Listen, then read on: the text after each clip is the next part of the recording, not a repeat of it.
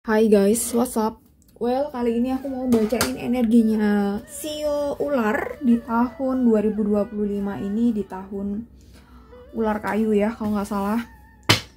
Oke, kita coba lihat gimana prediksinya Sio Ular di tahun 2025 ini, oke? Selamat tahun baru Imlek buat teman-teman semuanya. Ya, apalagi yang Tionghoa. Oke, kita shuffle dulu kartunya. Ini tentu general ya, mungkin nggak bisa cocok 100%, tapi semoga aja bisa resonate ya. Semoga yang baik-baik ya. Sio Ular tahun 2025. Oke, ada Queen of Pentacles. Aku rasa kamu cukup bersinar di tahun ini ya.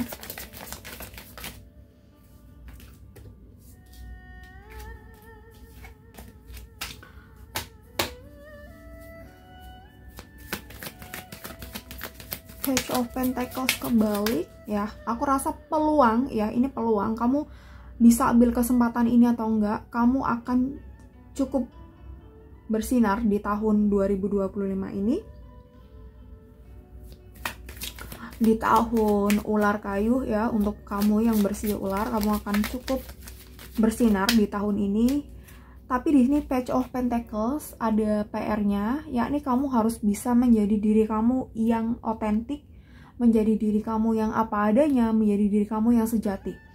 Menjadi diri kamu yang apa adanya ini bukan berarti kamu menerima segala kekurangan kamu, yang mana ini tuh sebenarnya tidak baik untuk perkembangan diri kamu ya. Jadi apa adanya itu apa adanya yang pure sejatinya kamu gitu ya. Maybe kalau kita ngomongin soal jati diri ya, mungkin sesuai dengan blueprintnya kita ya gitu. Dan Page of Pentacles ini aku rasa kamu perlu untuk lebih percaya diri gitu, dalam segala hal yang sedang kamu concernkan gitu ya. Gimana bahasanya ya, kamu harus lebih bisa percaya diri pada kondisi yang mana selama ini mungkin kamu insecure di situ gitu, atau mungkin saat ini kamu melakukan banyak kegiatan atau aktivitas atau karir atau pekerjaan di mana mungkin yang tadinya kamu males ketemu orang ya, mungkin saatnya kamu bisa memberanikan diri, lebih percaya diri untuk ketemu orang gitu ya. Jadi di sini kamu ada peluang untuk cukup bersinar, itu mungkin juga bisa di ranah bidang public area gitu ya, yang mungkin kamu perlu menonjolkan diri, yang perlu menongolkan diri ya gitu, Sio Ular.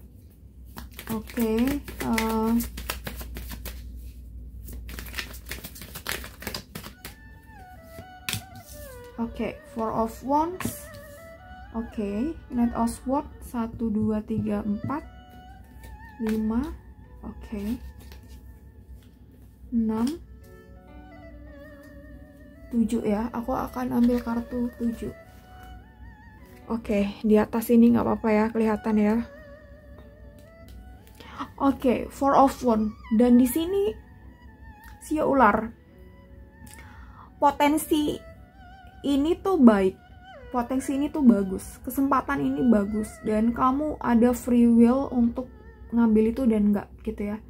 Di sini memang kalau dalam tarot sepanjang aku reading dari tahun 2020 kalau nggak salah ya, atau 2019 akhir ya, 2020 lah ya, awal, atau 2019 akhir Desember kayaknya aku udah mulai baca tarot. Setiap sering kalinya itu ketika ada prediksi yang bagus-bagus gitu ya, tidak serta-merta hal baik itu datang tiba-tiba ke dalam hidup kita gitu, tanpa kita merubah nasib kita gitu ya, tanpa kita mungkin punya pikiran positif, kita punya vibrasi dan energi yang selaras dengan itu gitu ya. Jadi bisa saja sebenarnya kesempatan-kesempatan baik atau prediksi-prediksi baik itu tuh selalu ada buat kita. Cuma kita mungkin nggak aware, kita mungkin nggak sadar gitu ya. Kita nggak bisa membaca situasi dan kondisinya gitu ya. Semesta, Tuhan pasti akan memberi yang terbaik buat kita. Pasti akan memberi sesuatu, misalnya ujian, tidak akan melebihi dari kemampuan kita gitu. Kenapa kita merasa tidak bisa untuk mengatasi hal tersebut? Ya mungkin kita belum aware dengan kondisi itu atau dengan kesempatan-kesempatan yang lain gitu yang datang. Ya, jadi pentingnya kita memahami situasi dan kondisi, pentingnya kita mempunyai kesadaran diri adalah di sini gitu. Ketika ada hal baik, kesempatan baik, kita bisa take action di sini, right? Gitu. Oke, dan di sini ada ternyata ini ada 2, nggak apa-apa ya. Oke, dan four of wands, right? Di sini aku rasa kamu perlu rebuilding, membangun ulang, bener nggak ya bahasa Inggrisnya rebuilding, membangun ulang rumah kamu ya. Aku istilahkan rumah kamu ya si ular. Jadi mungkin bisa aja kamu belum punya rumah, atau kamu udah punya rumah tapi rumah ini nggak kokoh. Jadi perlu kamu bangun ulang rumahnya dari awal kembali. Apalagi kalau kamu nggak punya rumah, berarti kamu perlu bangun pondasinya dulu ya. Dan di sini tahun 2025 ini adalah tahun kesempatan kamu untuk bisa lebih bersinar lagi. That's why kamu bangun pondasi-pondasi untuk kamu bisa bangun rumah secara kokoh. Jadi gini istilahnya. Ini entah kamu udah tahu atau belum life purpose kamu gitu ya. Tapi kalau belum, kamu harus cari tahu di tahun ini. Ketika kita udah tahu life purpose, itu kan berarti kita udah tahu nanti identitas apa yang selaras dengan tujuan hidup kita ya. Dan identitas diri kita ini, let's say kita melabeli diri seorang psikolog gitu ya, atau seorang dokter, maka kita perlu untuk sekolah kedokteran dulu kan gitu. Jadi seperti ini. Ketika kita mengidentitaskan diri kita sebagai seorang pengusaha, maka kita perlu membangun bisnis. Bisnis apa yang bisa kita bangun? Bisnis apa yang sesuai dengan market saat ini gitu? Bisnis apa yang relevan dengan kondisi market saat ini dan relevan dengan diri kita gitu secara karakter gitu ya. Jadi contohnya kita suka urusan fashion gitu ya, dan kita nggak suka misalnya urusan apa gitu, tapi kita memaksakan melakukan itu ya, mungkin perlu banyak sekali adaptasi untuk melakukan hal tersebut ya. Oke, jadi ini secara detail kamu refleksikan sendiri gitu ya, sesuai dengan kondisi kamu, apa itu identitas kamu, apa itu life purpose kamu, right gitu. And then di sini di tahun 2025 ini ular mungkin akan ada kondisi dimana kamu harus memilih, atau kondisi dimana kamu harus bisa merelakan sesuatu. Mungkin ini bisa iya bisa enggak, mungkin gitu. Ada kondisi ideal yang kamu inginkan, dan ada kondisi maybe pragmatis, tapi mungkin ada kenyamanan atau ada ketentraman, ada banyak uang di sini, tapi kamu dihadapkan pada 2 pilihan atau 2 kondisi yang ini tuh berat gitu ya. Kamu butuh yang kanan, kamu pun butuh yang kiri. Oke. Jadi balik lagi, untuk kamu bisa mengambil keputusan ini, pastikan bahwa ini selaras dengan life purpose kamu, ini selaras dengan karakter kamu, ini selaras dengan identitas yang sudah kamu sematkan pada diri kamu, ya, gitu. Jadi semisal ini contoh, ya. Kamu ingin menjadi seorang pekerja lepas atau freelance, right, gitu. Freelance untuk di awal, start from zero, itu kan duitnya nggak ada, right, gitu. Harus cari klien, harus cari project, bla bla bla, harus menghemat yang lain, kecuali memang ortu kita konglomerat ya, berduit gitu, beda lagi. Pasti kita akan mendapat suntikan dana dari situ. Oke. Misal nggak dapet pun, kalau ada apa-apa kolaps gitu, kita masih bisa pulang ke rumah gitu ya. Dan di sini kamu dihadapkan dengan tawaran yang sangat ciamik gitu ya, dengan misalnya profit dengan cuan yang gede gitu ya. Tapi kamu harus merelakan impian kamu jadi pekerja lepas. Mungkin di awal-awal masalah kamu bakal selesai dengan adanya uang gitu ya. Tapi setelahnya itu, keberlanjutannya itu, apakah bisa diri kamu atau kehidupan kamu hanya diselesaikan dengan kamu punya duit yang banyak gitu ya. Ini balik lagi kepada diri kita seperti apa. Jadi kamu perlu tahu betul tipe kamu seperti apa yang kamu suka, apa yang kamu inginkan, apa yang membuat kamu happy. Itu akan bisa ngebantu kamu untuk mengambil keputusan-keputusan yang align dengan diri kamu, right? Gitu. Bukan berarti kamu nggak boleh ngambil yang pilihan ini enggak gitu, tapi ini menjadi pertimbangan aja. Keputusan tetap di tangan kamu gitu ya. Even kamu counseling sama aku, pasti akan aku suruh untuk mengambil keputusannya sendiri gitu. Aku hanya bisa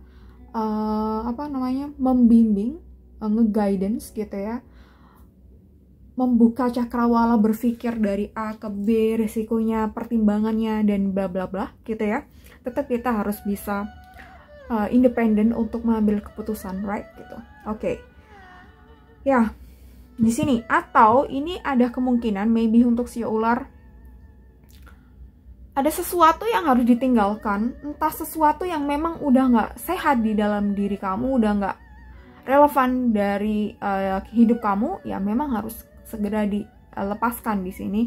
Dan untuk melepaskan sesuatu yang sudah melekat pada diri kita bertahun-tahun, it's not easy gitu ya gitu. Meskipun kita tahu bahwa itu tidak sehat, meskipun kita tahu bahwa itu luka, itu trauma, itu sakit, itu kecewa gitu, tapi memang tidak mudah.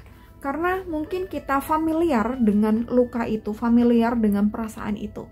Dan di sini memang mungkin kamu harus mikirnya itu tidak saat ini, tidak untuk hari ini, tapi untuk diri kamu di masa depan seperti apa. Bayangkan bahwa diri kamu saat ini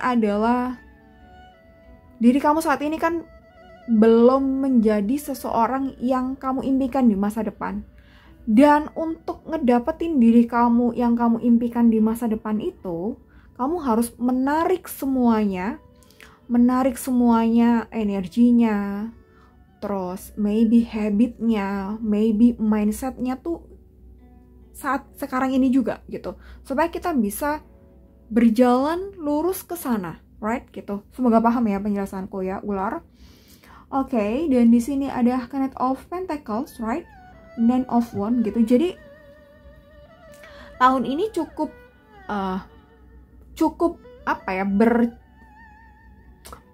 struggle, mungkin cukup struggle dan cukup ini ya, membuat kamu banyak tantangan gitu ya. Challengingnya tuh banyak banget juga di tahun 2025.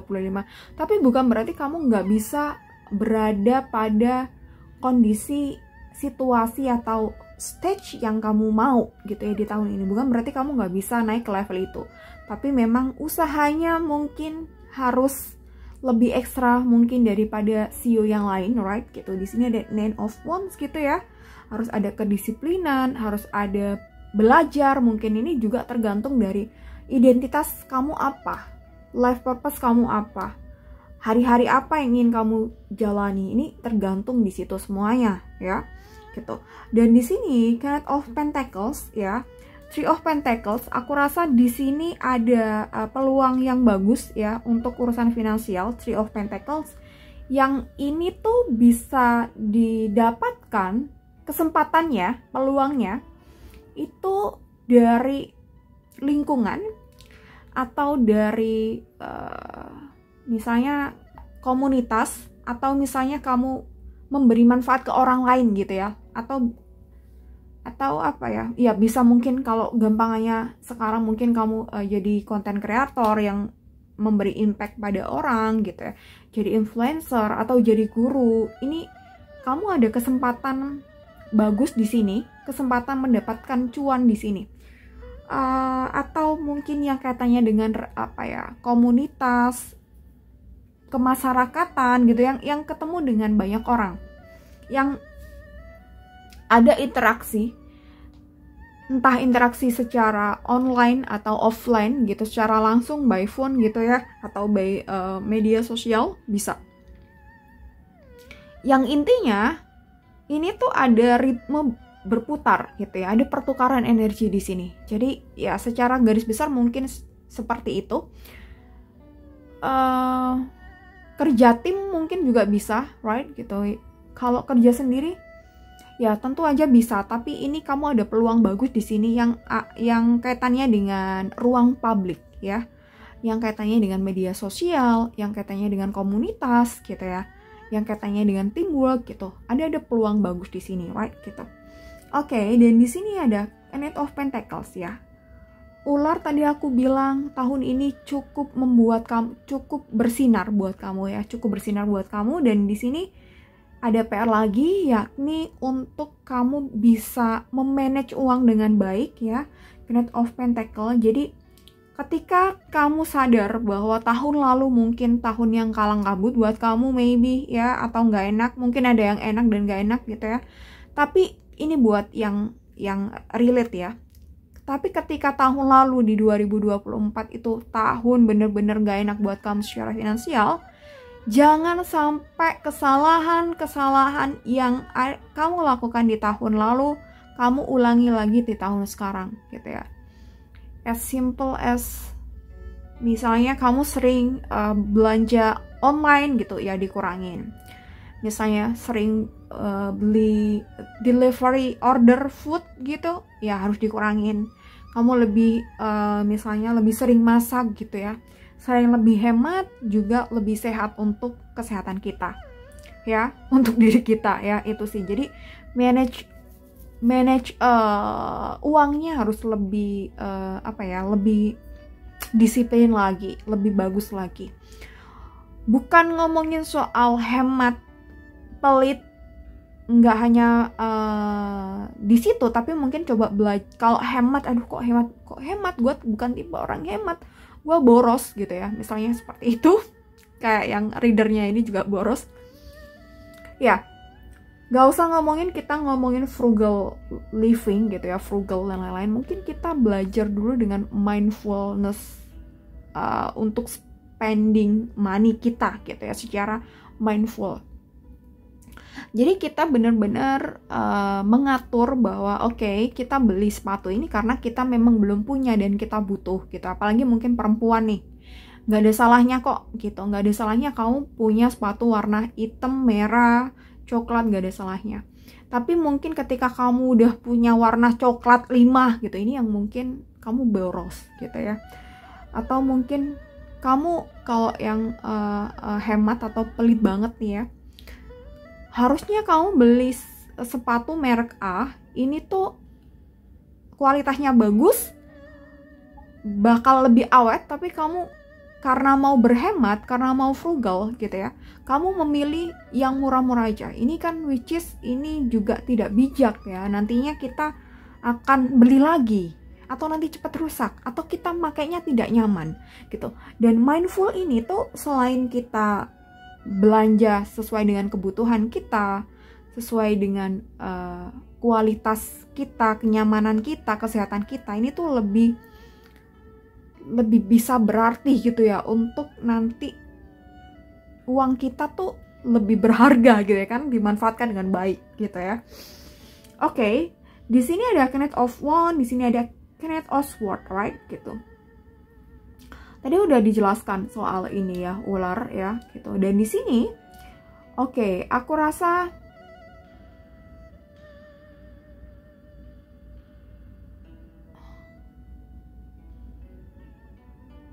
oke. ketika kamu udah tahu poin penting-pentingnya, sangat boleh untuk dicatat ya untuk kamu. Ketika kamu tahu betul kekurangan kamu tahu betul apa yang tidak beres di dalam diri kamu gitu ya. Tapi kamu tidak berusaha untuk merubah, kamu tidak berusaha untuk bertransformasi gitu ya. Ini nanti bisa berefek pada kamu ngerasa hidup tidak punya daya dan upaya gitu ya.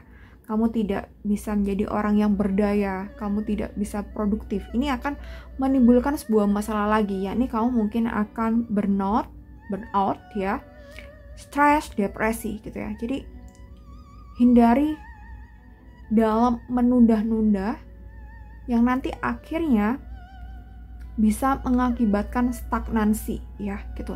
Hidup kita terasa stagnan. Dan di sini aku rasa kamu perlu, ini sebagai pertimbangan aja,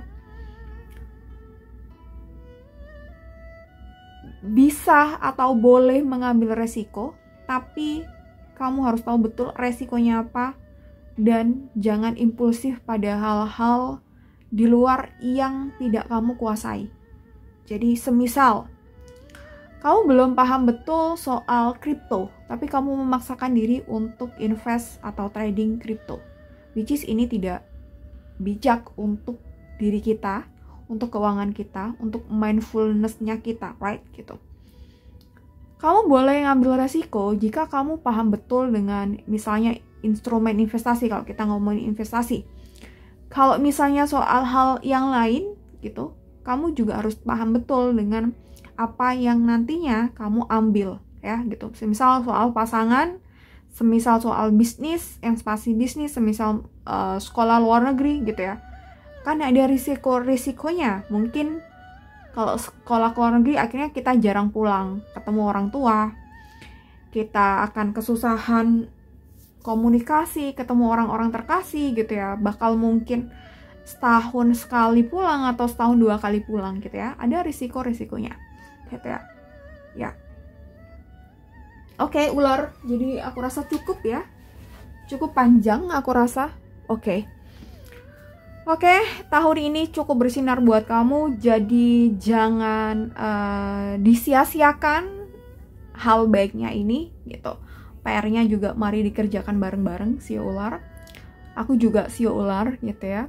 Gongsi Fachai, Happy Chinese New Year, selamat tahun baru ya. Oke, see you. Bye-bye.